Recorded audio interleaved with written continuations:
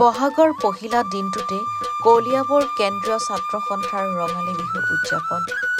উদীয়মান সত্ৰীয়া সংস্কৃতিৰ শিল্পী দীপশিখা ভূঞা আৰু উদীয়মান সংগীত পৰিচালক কণ্ঠশিল্পী অংশুৰাজ কাশ্যপক কলিয়াবৰ কেন্দ্ৰীয় ছাত্ৰ সন্থাৰ তৰফৰ পৰা বিশেষ সম্বৰ্ধনা।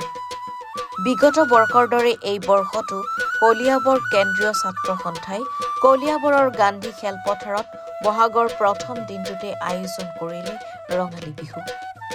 বিয়লি ভাগত অনুষ্ঠিত কৰা ৰঙালী বিহুৰ মুখ্য আকৰ্ষণ বৰবিহুৱা ৰঞ্জিত গগৈৰ অনুষ্ঠানৰ লগতে ফ্ৰেণ্ডশ্বিপ ক্লাবৰ মুকলি বিহু সমন্বয় এনাজৰী গোষ্ঠী নগাঁও লোকবাদ্যৰ লগতে কলিয়াবৰ কেন্দ্ৰীয় ছাত্ৰ সন্থাৰ উদ্যোগত ৩ শতাধিক প্ৰশিক্ষণপ্ৰাপ্ত নাচনী ঢুলীয়াৰ বিহু প্ৰদৰ্শন।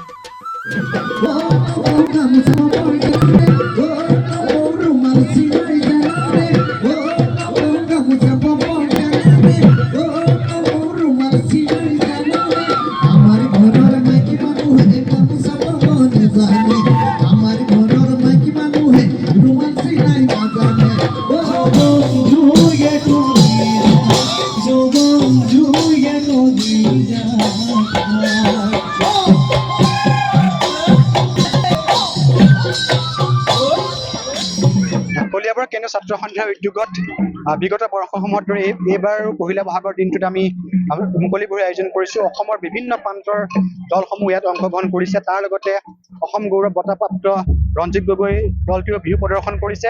আমি আশা ৰাখিছোঁ এই বহাগে অসমীয়া জাতিটোক এটা নতুন প্ৰাণ দিব, নতুন আশা দিব, নতুন এটা প্ৰাপ্তিৰ বছৰ হ'ব।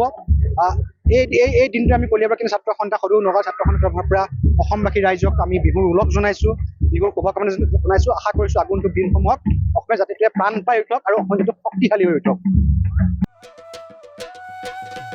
কলিয়াবৰৰ পৰা প্ৰাৰ্থ প্ৰতিম হাজৰিকাৰ ৰিপৰ্ট, ইউনিভাৰত 24।